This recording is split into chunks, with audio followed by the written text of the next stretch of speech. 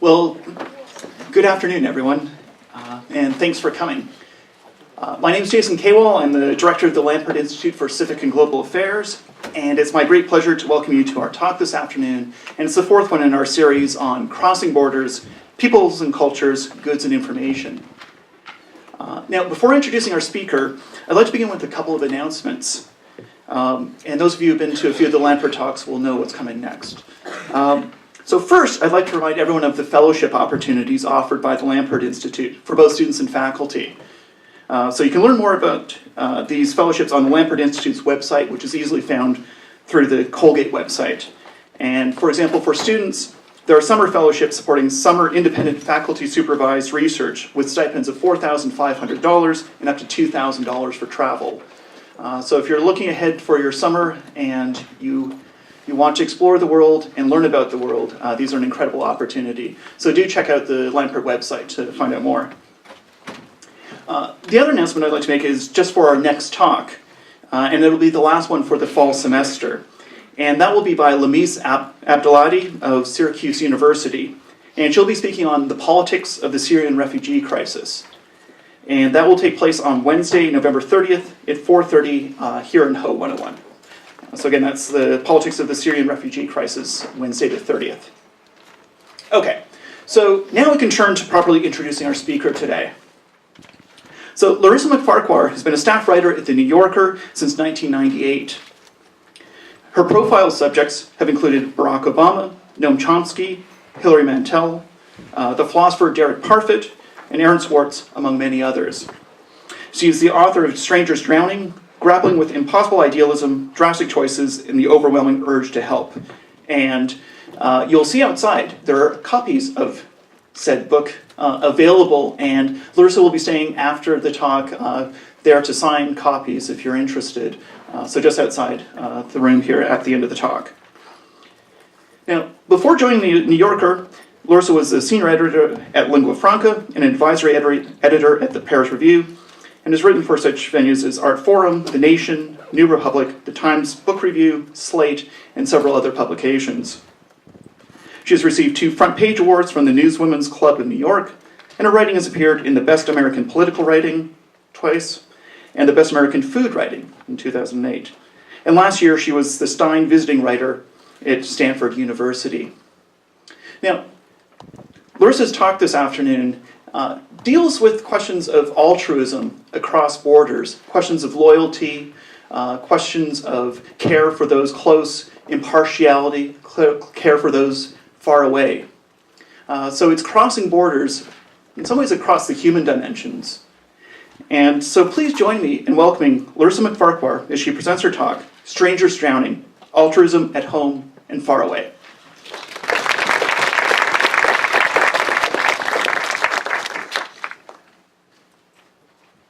Hi, thank you very much, Jason. And thank you for some people coming somewhat closer so I don't feel completely bereft with everyone in the back. So I'm going to talk to you, as Jason said today, about a particular human character that I decided to call a do-gooder, being aware of the both positive and negative connotations of that word or term, and we'll explore them as the talk goes on. And I don't mean a normal do-gooder, like a part-time do-gooder, someone who might volunteer at a charity or works at a homeless shelter and then goes home to a normal family life in the evenings. I mean someone who pushes himself to moral extremity, who commits themselves wholly beyond what seems reasonable to most people. And so I mean the kind of do-gooder who makes many people uncomfortable. Now, the usual way to do good is to help people around you, people in your own community. When I was writing this book, it was the height of the Ebola epidemic, and I was thinking about those nurses who were working in hospitals in countries which were hit by the epidemic and who had been previously just ordinary nurses going to their jobs and then suddenly became heroes because going to their work suddenly required of them the willingness to potentially sacrifice their lives, even the lives of those at home and their families by transmitting this disease. Now, this is something I call heroism. I call these people heroes, people who help in extraordinary ways in their own community and in a situation that's thrust upon them. They didn't go looking for it. And nobody has a problem with heroes, I think. No one has a problem with someone like that. In part because they don't feel to the rest of us like a reproach. You couldn't have been one of those nurses because you're not part of their world, and you can always imagine, because they are ordinary people like the rest of us, that you would have done what they did if you had been there. But do-gooders, the kind of do-gooders I'm talking about, are different. They start with something more abstract, which is a sense of injustice in the world at large and a desire to do as much good as they can. And they don't feel any special obligation to their own people, to their own community. And they're not spontaneous. They don't have something thrust upon them. They plan their good deeds in cold blood. And they're not better or worse than heroes, but they are rarer and they're harder to understand. And they make us uncomfortable because, in part, they are a reproach, because they know, as we all know, that there's always somewhere a need for help. And they also arouse conflicting emotions because they suggest to us that it's not enough just to help out with people we know and love, but that it's necessary also to care for strangers wherever they may be, even if they live far away and we may never meet them. And this is where my interest and the interest of this lecture series come into play, because the people I'm talking about extend themselves to people who previously were strangers to them, and over borders, people who have nothing to do with them, who are not part of their community. There is no organic link between the people they move to help and themselves. And the ethos of these do-gooders suggests that, for instance, we should take in refugees into our countries, into our homes even. But this decision is complicated because helping to some extent, and in some situations, is a zero-sum game. The help that you give and the care that you give to strangers may take away from the care you can give to your own people. So I wrote this book that Jason mentioned, Strangers Drowning, because I wanted to find the answer to a question that puzzled me, which was why the rest of us, those of us who are not this kind of do-gooder, why don't the rest of us give more than we do? And I include myself very much in this question. And I'm not preaching here, because this is actually something that genuinely puzzles me, because as everyone knows, giving makes you feel good, and giving something away often makes you happier than keeping it. So even if you believe, which I don't, that humans are innately selfish, it still doesn't really make sense that we don't give more. So why don't we? The usual answer, of course, is that we're human. We are selfish, we are weak-willed, we like our stuff too much to give it up. And of course that's true. But I don't think it's the whole story. Another part of it is that the need of the world can seem infinite. And so even to open your mind to it can be overwhelming. And the thought of doing something serious about it can seem hopeless, and as though it might involve a frightening amount of sacrifice. And the thought of living such a good life, an ambitiously good life, is not only intimidating for reasons of sacrifice, but it's also complicated because what is a good life? It's not obvious. I think we can probably all agree that most of us could do more than we do, but how much should we do? If you commit yourself to a life of helping others, as the kind of people I'm going to tell you about have done, this actually becomes a very difficult and complicated question to answer, because it's not just a matter of giving up little bits of extra stuff, cappuccinos or extra pairs of shoes, but things that are far more precious. Things like certain kinds of spontaneity, certain kinds of freedom, certain kinds of beauty. And if you are really truly committed to helping strangers, at some point you won't be able to give everything you want to the people you love, to your own family. But is that right? Is it right to give to strangers at the expense of your own people? In other words, what matters most in life? And let me tell you about one of the people I wrote about, just to give you a sense of the scale of what I mean. This man is called Baba Amte. He was born into an aristocratic family in India, and he was a very macho guy, very brave, always fighting. And one day he was walking along in the rain when he saw a leper lying at the side of the road. And this man was in the last stages of the disease. I don't know if you've ever seen someone with leprosy, probably not, but it's a frightening sight. His eyes were decayed, caved in, his flesh was crawling with maggots. And he was horrified by this sight, Baba, and he didn't want to catch the disease. He was scared of catching the disease, so he ran away. And then he realized that he, the brave Baba Amte, had run away in fear. He had been a coward, and he couldn't stand this thought.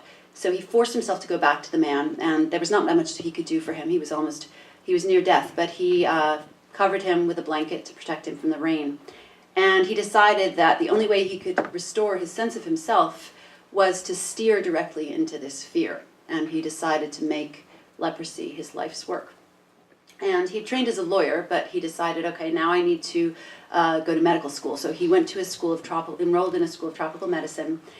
And while he was there, he discovered that one of the reasons there was as yet no cure for leprosy, this was quite some time ago, was that it seemed to be impossible to transmit the disease to animals for the purpose of experiments. And he thought about this for a day, and then he offered himself as a human experimental subject. And he was injected with the leprosy bacillus, but he didn't catch the disease. We now know that it's actually very, very difficult to catch leprosy. Most people are immune, but people didn't know that then. After he finished with his medical school, as it happened, a cure was soon found, the drug dapsone. But the problem was that then, as now in India, many people were too poor to go to a doctor, or if they did go to a doctor, they probably didn't go until they were quite desperate. And the symptoms of leprosy are so terrifying to people and so unmistakable that leprosy patients faced most of the same problems they had before, even after a cure was found. They were thrown out of their families, they were expelled from their villages, sometimes they were burned alive. And so even after a cure was found, a leprosy colony was still necessary, and Baba decided to found one. He applied to the state for land and was given a tract of wilderness and moved out there with his wife and their 2 baby sons and several leprosy patients, and they brought with them 4 dogs to protect them from the wild animals that were in the woods nearby. And one by one, each of the dogs was picked off and eaten by panthers. Now, I went to see this leprosy colony a couple of years ago, and it's now an extraordinary community. It's got a college, several schools, training programs. It's several thousand people live there their whole lives. They get married, they have children, not just leprosy patients, but people of all kinds. But this is the kind of thing I mean when I talk about preparing to risk and sacrifice family for the sake of strangers. Baba's 2 sons were not carried off and eaten by panthers as the dogs were, but they might have been. And they didn't catch leprosy, but they might have done. This conflict between family and strangers was probably the deepest conflict for all of the people that I spoke to, all of the do-gooders, but it took different forms. I'll tell you about another couple of people whom I talked to. These are Sue and Hector Badeau, who grew up in Vermont. They were high school sweethearts. And they, when Sue was young, she'd always wanted to adopt kids when she grew up. She thought it would be so much fun to bring kids who needed a family and love them and make them happy. And when she and Hector decided to get married, they decided that they would have 2 kids, biological kids, and adopt 2. And they did. But then they became politically involved in the adoption world. They went to conferences, and they learned how many children, just in this country alone, are very unlikely ever to be adopted, either because they're too old, or they are too sick, or they're the wrong race, or they have too many brothers and sisters.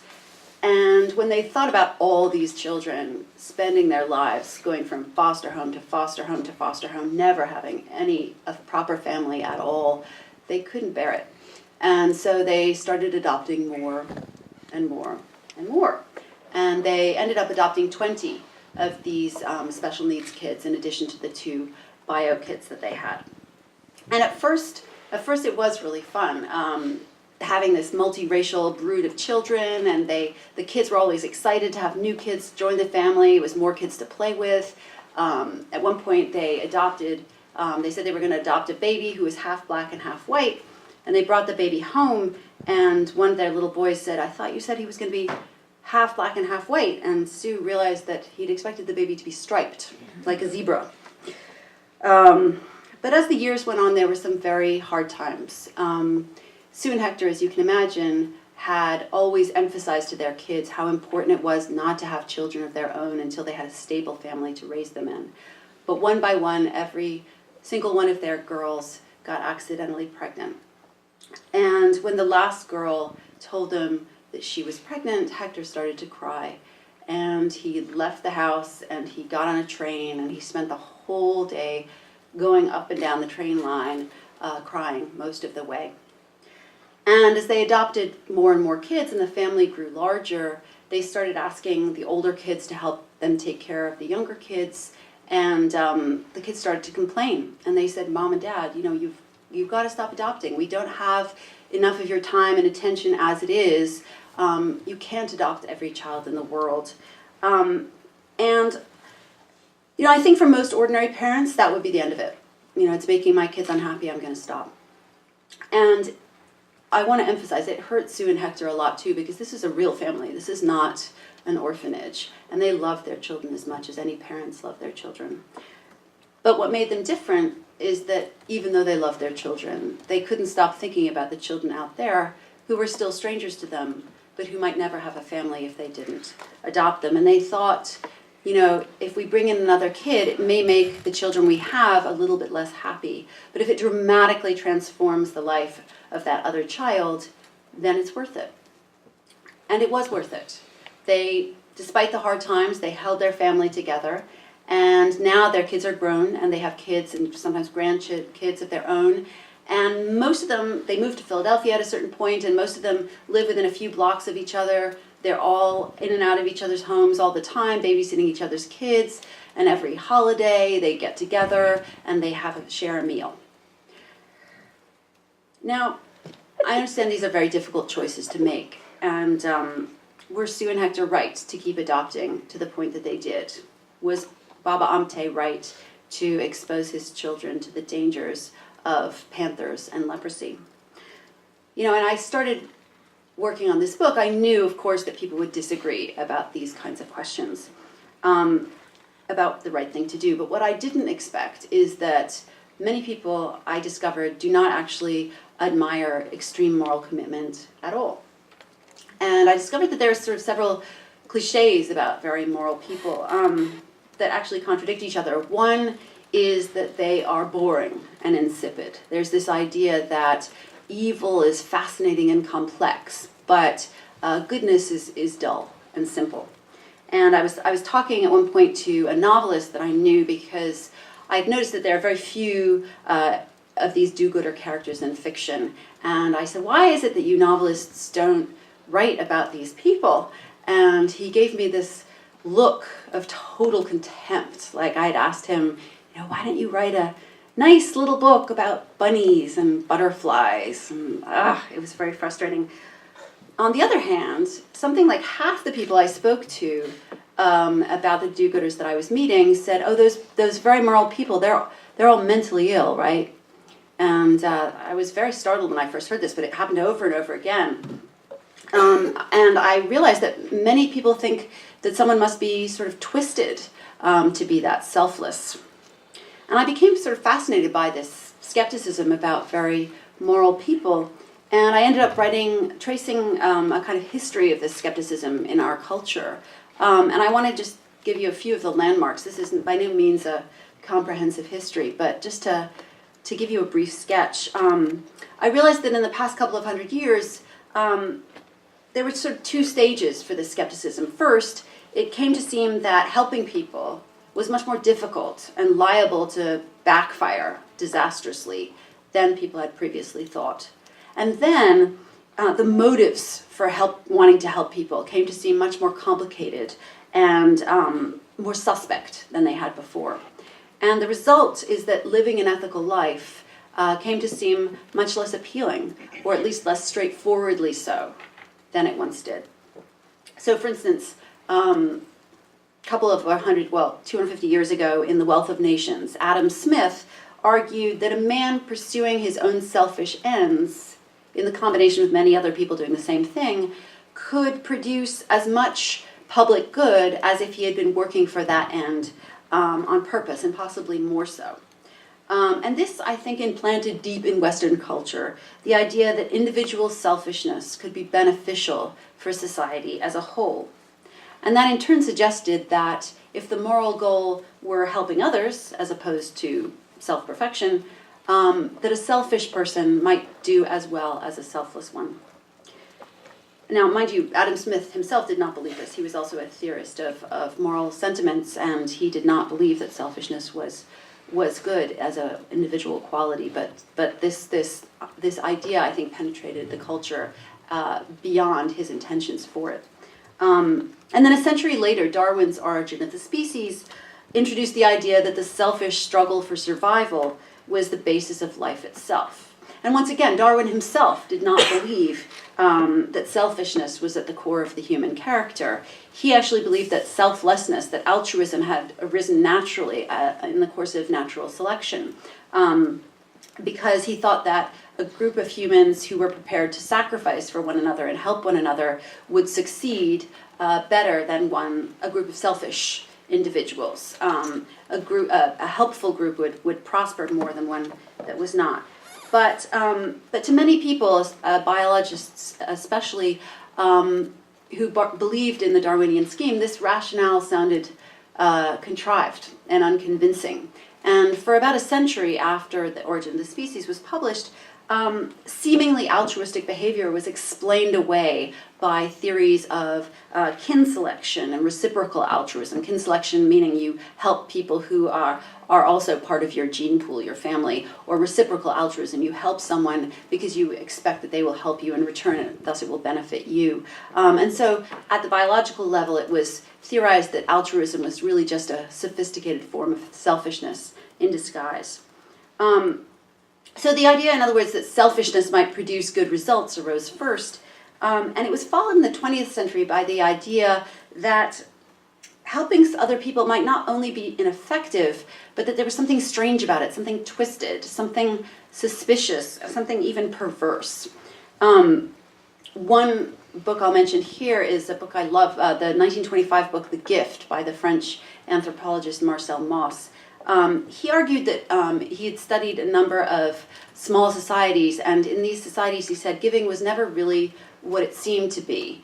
In these societies, giving had always to be reciprocal, because something given without expectation of return, which we think of as a higher kind of giving, a more generous thing, was quite the opposite. It was felt to be aggressive because it set the giver up as superior to the recipient, and it imposed a burden of gratitude because the person couldn't just give it back.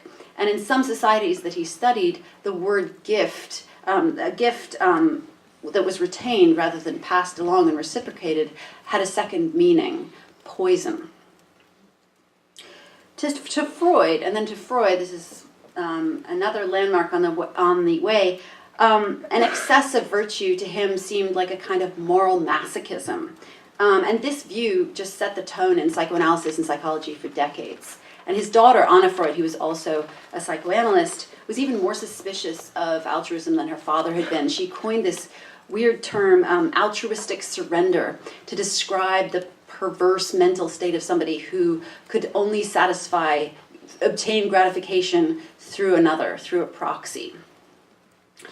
And this suspicion of altruism, it's very noticeable in intellectual culture of the kind that I've been sketching out for you, but it exists in popular culture as well. And here I'll just give you one landmark on the way that was very striking to me, which was the founding of Al-Anon. So of course, in the 30s, Alcoholics Anonymous, as you know, popularized the idea that alcoholism was not a sin, but a disease.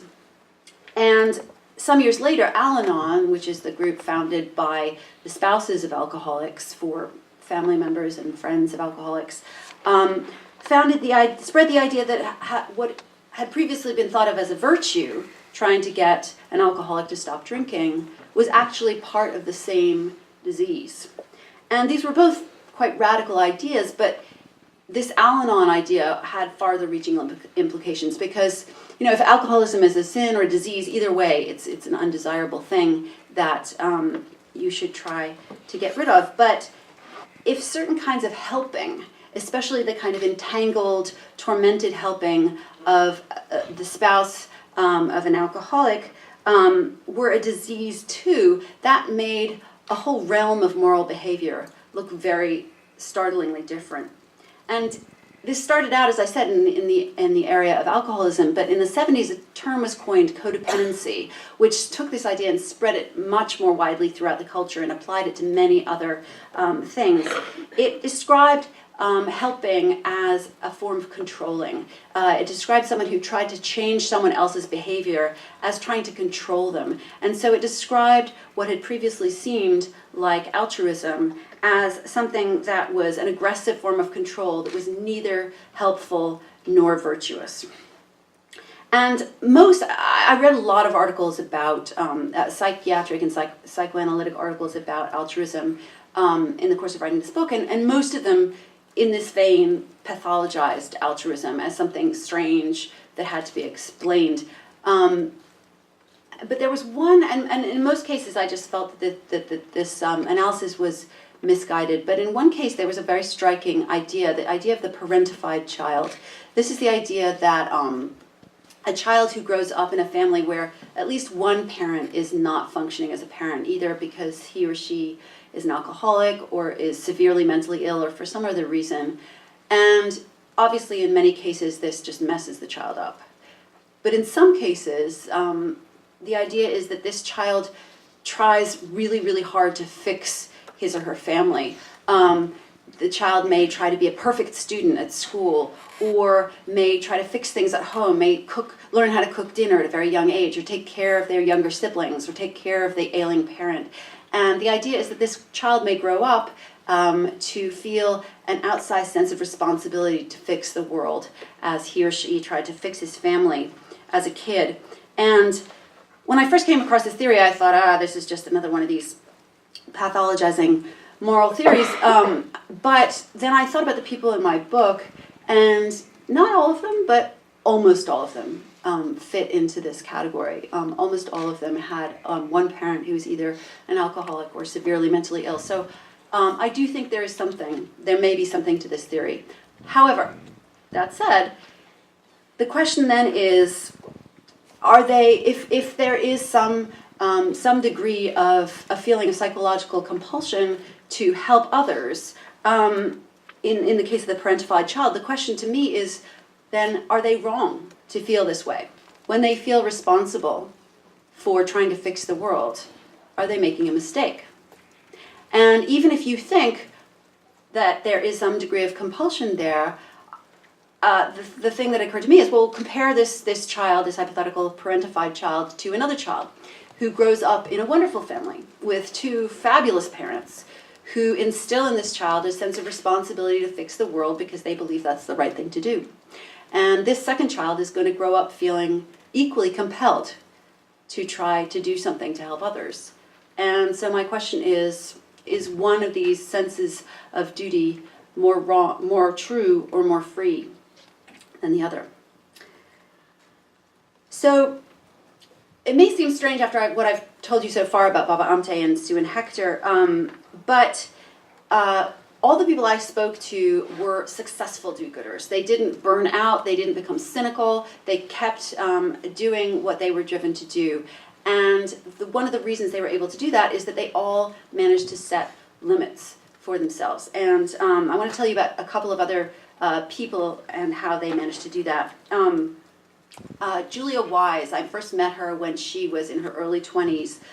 She had gone to a college very similar to this one, but she believed that she was no more important or valuable than anyone else in the world, and she took this to mean that it was unjust that she be comfortable when other people were desperately poor, and it was incumbent upon her to do something to fix that. And she thought in college, her first thought was, I should become a foreign aid worker. But then she thought, well, actually, that doesn't seem very practical and is politically kind of suspect to be some random American going to some foreign country and bumbling around and telling them what to do. She decided actually it is a humbler, less glamorous, but humbler and more practical thing to do to stay here in my own country and give as much money as I can to charities that I have researched that are run by people in their own countries who know better than I do how to fix their societies. And so she resolved to give as much as she could. And when she was very young, this made her life a complete agony. To give you an example of someone else I wrote about, he said, no one would buy a soda if there was a starving child standing next to the vending machine. Well, for me, there's always a starving child standing next to the vending machine. And that's how it was for Julia. Every time she went to the supermarket, it was a total nightmare. It's just like, how can I buy peanut butter or cereal? Or, she had to eat, she had to stay alive. But like every purchase, she would agonize about how could she spend this money when it could be given to help save somebody's life. And then she realized this is stupid. I'm just going to drive myself completely insane, and that won't do anyone any good. So she and her husband, Jeff, figured out a system. They would give away they would give away 50% of what they jointly earned, and allot the rest to rent and a certain amount of savings. And so they solved the daily agonies of the supermarket that way. But she had two big decisions still to make, and these are the same big decisions that anyone has to make. She had to figure out what to do for a job, for a career, and whether or not to have children. And she really wanted to be a social worker. She wanted to for a long time. But as you know, social workers don't make very much money. And she had a degree from a good liberal arts college. She could have made a ton of money doing something else, going into finance, going into law. But she really, really didn't want to do that. And so she thought, well, is it justifiable for me to, how much am I entitled to value my own happiness? And she worried about this for quite some time. And she thought, well, is it any different choosing to become a social worker because that's what I want to do, and giving up that extra income, which I could have given away, is that any different than having the extra income and spending it on furniture or travel or clothes or something, not from the point of view of the potential recipients. But eventually she decided that she thought, if I go into something like finance or law, I will be so miserable, I will burn out, and that will erode my commitment for the long haul. So she decided to become a social worker. But again, with children, she thought, well, she always wanted children. She had all these plans for toys she would make for them and games she would play. But she thought, well, if I have a child, even if I am a freakishly frugal mother, which I no doubt will be, inevitably I'll end up spending some money on the child that I would otherwise have spent giving it away. And so she thought, in effect, by having my own child, I will be killing somebody else's children. And this, as you can imagine, if she saw the choice this way, caused her a great deal of grief. But she decided finally, again, this is the point at which I break. If I don't have a child, I will feel that my life is so bleak that I will be in danger of losing my commitment altogether, and I will give up on this project that I have embarked upon. Also, her husband, who's a programmer, he worked out a whole set of equations where he was like, well, if we have a child, it's unlikely to be as devoted to giving to charity as we are, but it's it will regress to the mean to some extent, but it's likely to be more like us than the average person. And if it earns a certain amount of money, we can reasonably predict that it will give more to charity over the course of its life than we will spend on raising it. So it will be a net benefit. So this seems crazy to many people, but it was very comforting to Julia. So I think this, as you can see, this conflict between what we should give to family and what we should give to strangers was the deepest problem that all the people I spoke to faced. And I think this is yet another reason why there is now skepticism about such do-gooders, about very moral people. Because it can seem to, I think, to many of us that any kind of thinking like this should be intolerable, that there should be no sacrifice too great for the people that you love, and that people who would contemplate making such a sacrifice are somehow strange and unnatural. There's a philosopher I love who has a thought experiment about this, the late Bernard Williams, a British philosopher.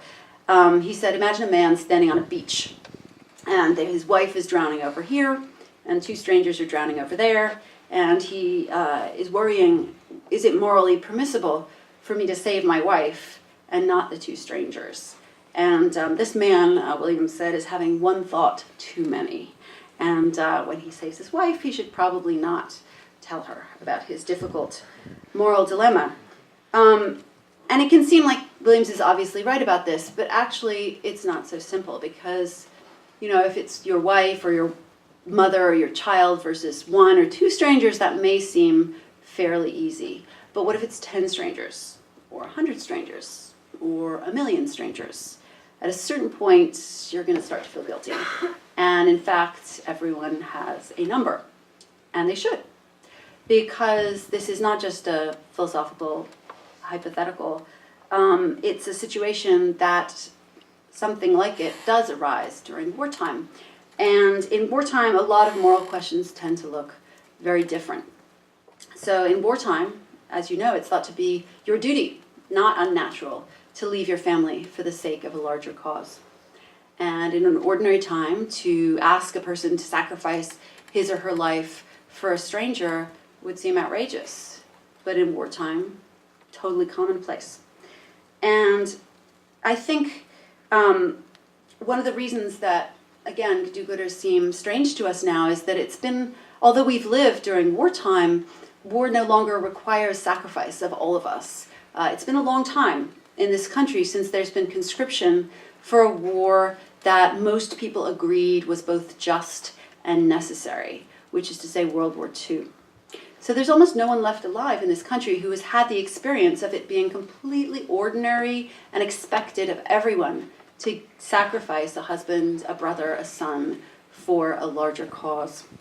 And it may be that in the absence of this older form of duty, our sense of duty to our families has expanded to take its place, so that now someone who would be prepared to sacrifice family for strangers for a larger cause now seems unnatural and extreme.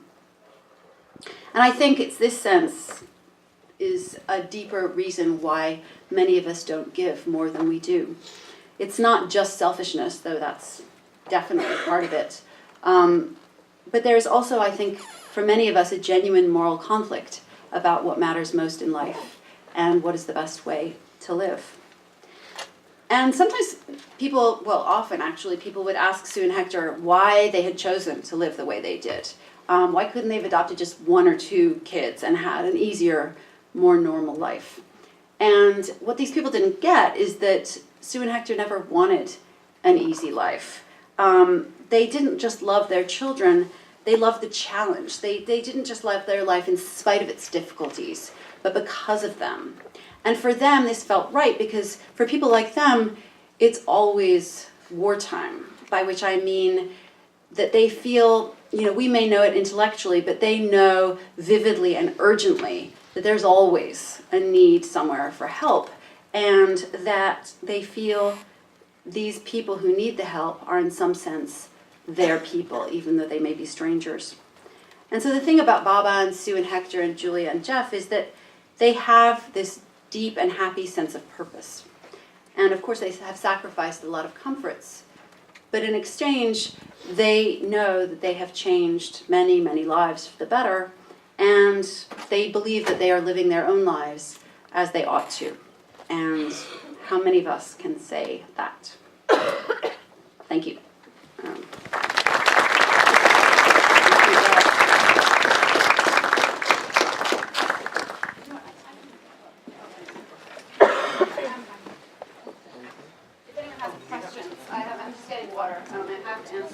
Questions if anyone has them. If anyone has a question. Yeah. I'm actually wondering about an in-between that is different from the way that most of us behave, and different from the big do-gooders who are making a decision about sacrifices to their family. There are many of us who live in an in-between where we could give away a whole lot more without making sacrifices to our family, or at least not significant ones. Yes. And yet we don't. Yes, it is puzzling. there's two separate, I mean, there's many puzzles that I'm wrestling with here. One is why don't more of us do that? Because obviously there's, as you say, a large moral ground between what most of us do and the kind of people that I'm writing about. The reason I wanted to write about these really, truly extraordinary people is that I wanted to also ask the other question, is there such a thing as too much morality? Is there such a thing as pushing morality too far? And that's why I wanted to use these, the lives of these people who I admire hugely as challenges to the rest of us to think, well, okay, what would a life of moral extremity look like? And I think many people have an instinctive feeling that there's something wrong with that life, but I think this is a question that I felt that I'd read a lot of philosophy about this, but I felt this is something that could be examined even better with actual lives rather than just abstractions to help us think about what we feel when people make certain sacrifices and what results. And, you know, I mean, I sort of chose people who, as I said, are successful do-gooders. They made sacrifices, but the sacrifices paid off. And to some extent, I mean, Bernard Williams, the same philosopher I mentioned earlier, has a concept which sounds at first contradictory, moral luck. We think of morality as something about intention, and luck doesn't seem to belong, it seems foreign to the concept, but in fact luck does play a role in how we think about moral choices, because imagine if Baba Amte's children, or one of his children, had been eaten by a panther. I mean, the reason it's possible, by the way, is that they were living in shelters with no walls at the beginning of their time in the land that became the leprosy colony. Or what if, Sue and Hector's experiment had failed and their children had really gone off the rails or just suffered enormously? That would have affected our sense of their choices too. So it's a complicated set of questions, and I think that those questions are best addressed with these people who have really built their lives around moral commitment. Also, of course, I was interested in the skepticism that I mentioned, that people feel towards do-gooders, and I don't think that comes up when someone is just extra nice. Yeah. You brought up times of war. Do you think morality can stand alone in times of war? Or do you think sometimes most decisions are driven by like patriotism, and it can kind of live for something in other countries that may not be a moral decision? Interesting the way you put that. I mean, I guess to me, morality is a broader category that could include patriotism. I mean, to me, patriotism is it's complicated because it's both patriotism is complicated in the set of categories that I've been talking about today because it's both a moral impulse, I think. It's a desire to help, to work for a larger cause, to help other people who you may not know, but also it's a sense of community. It's responding to a sense of my own people are in need. So the forces that in the stories I told you were in conflict in patriotism can be united, but I still would think it's a moral, at least a partially moral impulse.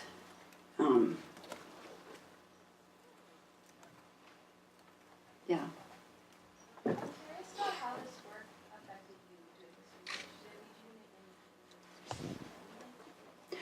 Well, certainly one change that I made was, which I could recommend to anyone, is I had given to charity in a kind of not very systematic way. I had thought vaguely that I should give to charities that I had guessed were less popular than others that I had guessed were better funded, but I wasn't very systematic about it. And then in the course of writing about this subject, I encountered a website called GiveWell.org, which is a terrific website. What they do is they investigate charities and how well they do their work. So I think that the most common metric that we're used to in that regard is what percentage of their funding do they use on administrative costs and what percentage they use on actual work. But this actually turns out to be a very bad metric because many administrative costs are really essential. And one of them might be, for instance,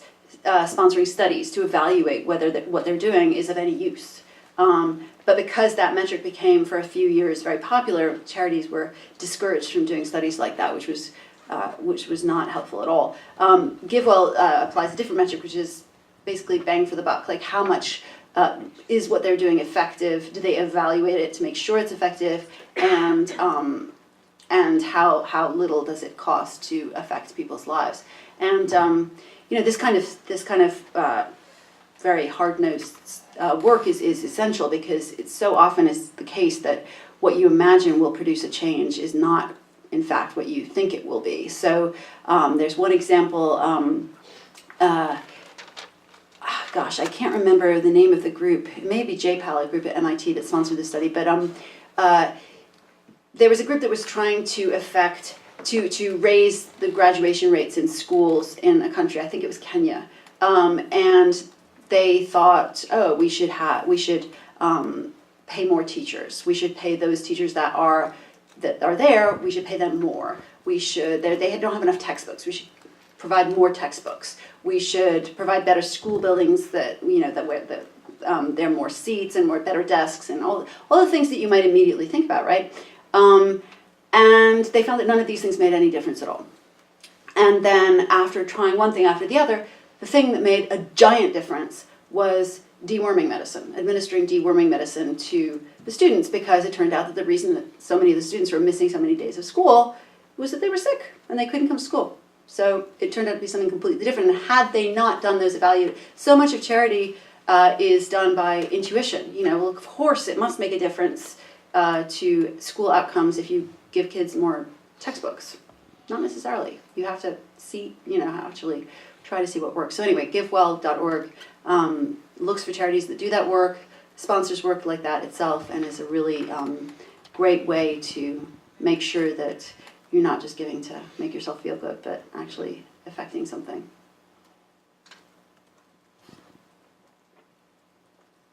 Yeah. At the very start of your talk, you referred to some studies, I think, that show that when we do things for other people, it actually makes us happier.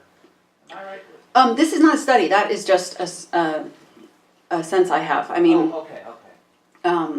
There have been many studies of altruism that show all kinds of different things. There probably have been studies that, in fact, there have. It's funny because there was even economists, which have really wrestled even more than most of the social sciences with the idea of altruism, came up with a term. I forget the name of the economist, but in the 80s came up with a term.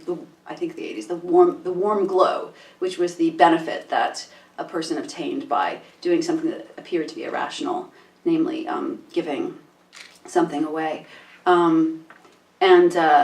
Unfortunately, some other studies have shown us things that we would rather weren't the case. So altruism also seems to be zero-sum in the sense that if you do one kind of good in the morning, you're less likely to do another kind of good in the afternoon. They've done studies that, like, if you buy a fair trade bar of chocolate in the morning, you are less likely, let's say, to give money to a homeless person you see in the afternoon because you, in some sense, feel like you've done your bit for the day. So in some sense, certain kinds of, especially products like fair trade chocolate that might be doing a little bit of good, but probably not that much, may be actually having a negative overall effect because they give people that sense of aesthetic, ethical comfort. Yeah. So you recommended the GiveWell site, and I think there's good reasons to do that. Is there a worry that, even if we're looking at helping, be it at home or be it abroad, and I'm not sure if it's at home, but that we only deal with the most severe problems?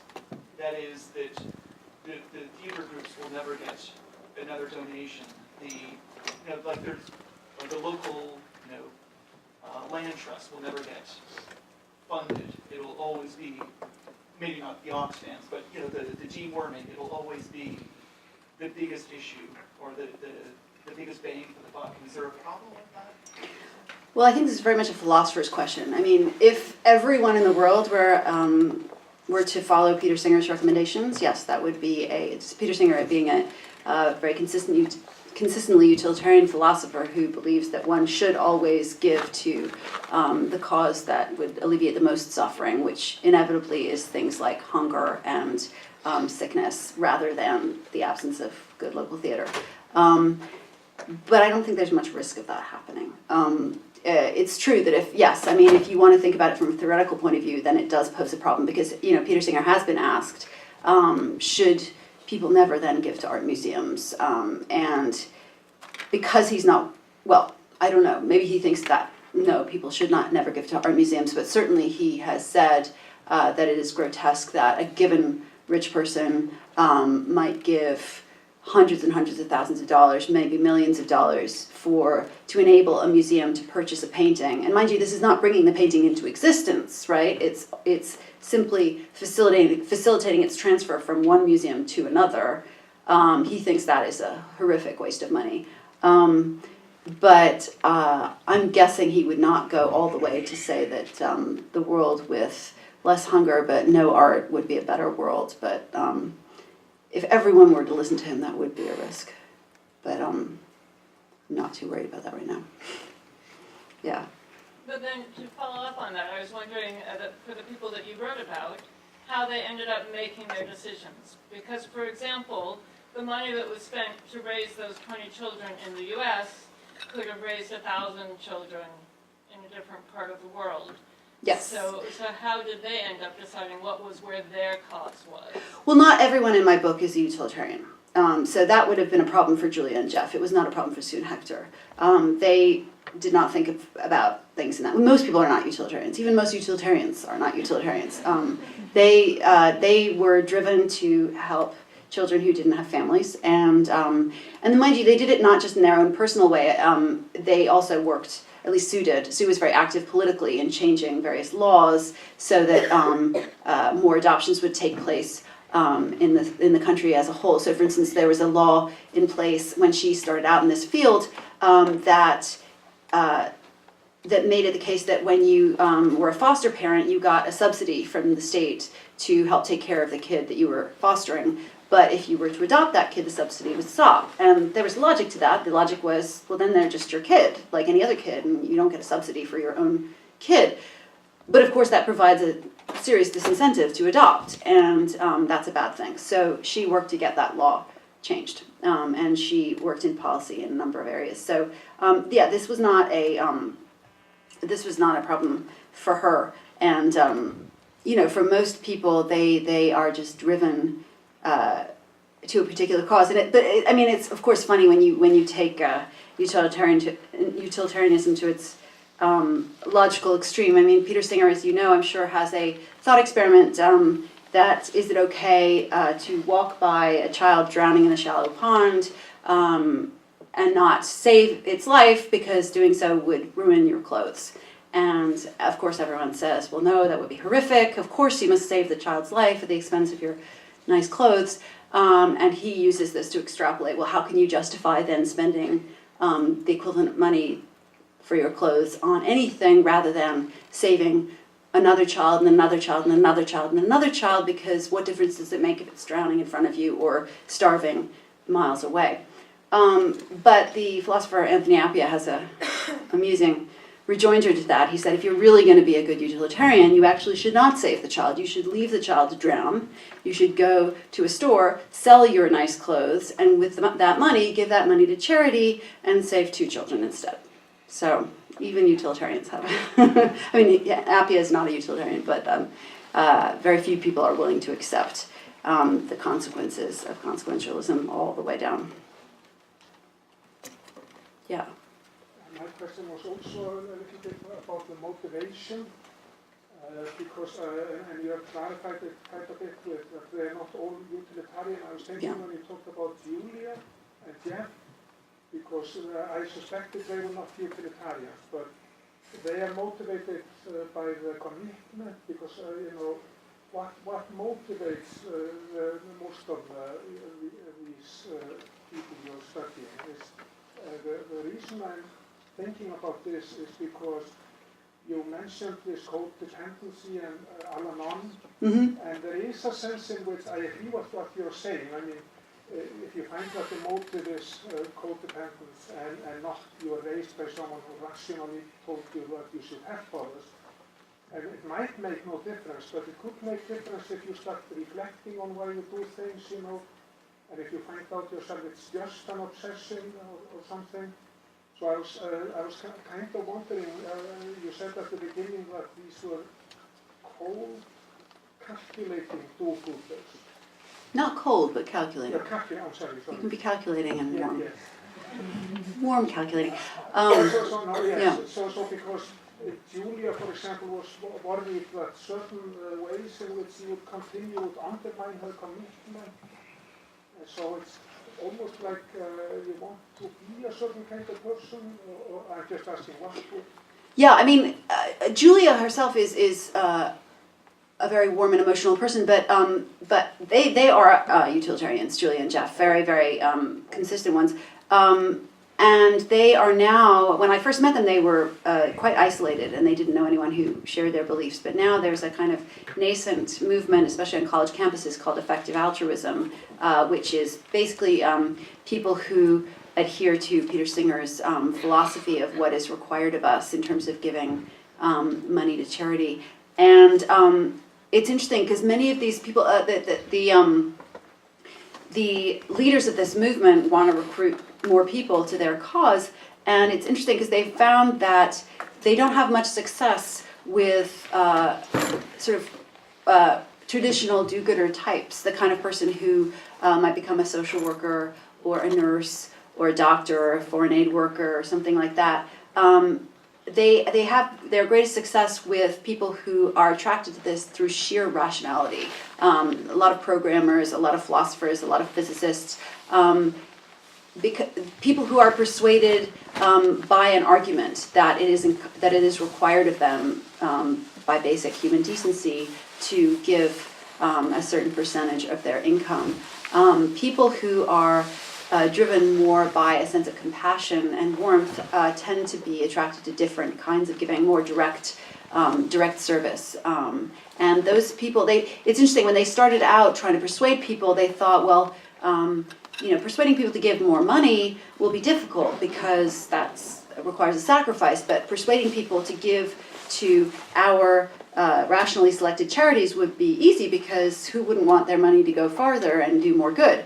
And they found that actually the opposite is true, that persuading someone to give more money, if you move them, is actually quite easy. But persuading people to abandon causes that they deeply believe in and have worked for a long time is very difficult. I have time for one last question. Yeah. I wonder if I'd like to hear a little bit more, I guess, about the one of the obstacles, one of the sources of skepticism about do-gooders, the ways in which helping others can backfire. Mm-hmm.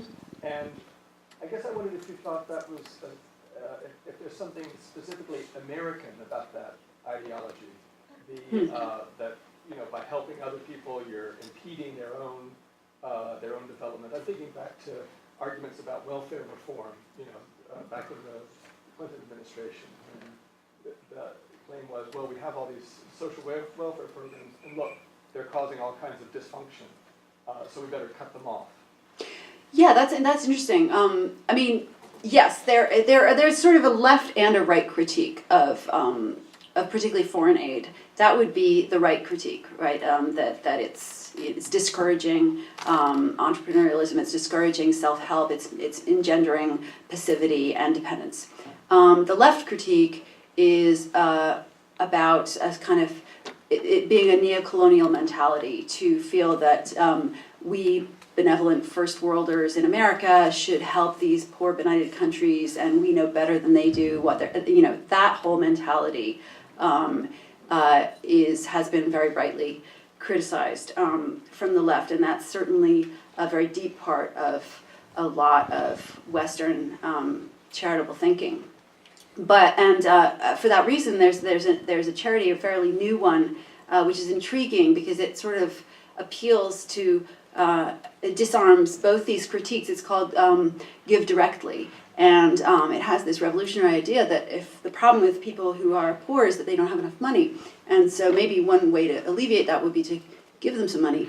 And this is radical because it had always been thought that, well, of course, we superior people know what people ought to have, and if you give them money directly, they'll spend it on, drink, or they'll do something stupid with it.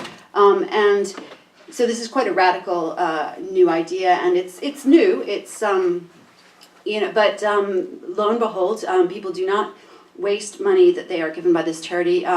What is interesting is that what most recipients have spent it on is roofs. They spend it on tin roofs to replace thatched roofs, because thatched roofs, in any decent kind of rainstorm will collapse and ruin your possessions, and you'll have to spend a lot of energy and time and money replacing the roof, and to have a tin roof is just a huge step up in terms of the stability of your life in the face of weather. And it's just interesting because this is something that no charity had thought to buy, because no one had asked people, what do you need? If we were to spend $10 on each household in this village, what would be helpful? No one asked that question. I mean, that's not quite fair. It's not fair at all.